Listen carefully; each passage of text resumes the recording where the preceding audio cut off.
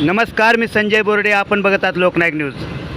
बाणडोंगरी अशोकनगर या ठिकाणी कासम मलकानी याने अनधिकृत धोकादायक बांधकाम केल्यामुळे गटर जाम, लोकांच्या घरात शिरले पाणी.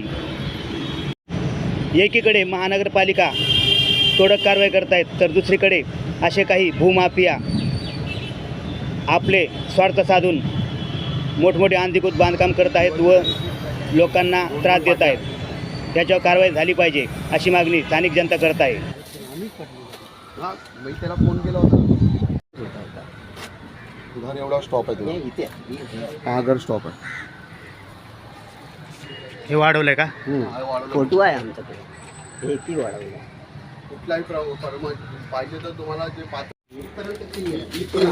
म्हणजे आतमधून पूर्ण घरात गटर आहे. ड्रेनेज लाईन रॅबिट टाकून ठेवले, गटर पास होत नाही, साफसफाई होत नाही. 4 वाजता पूर्ण पाणी ते पण व्हिडिओ पाठवून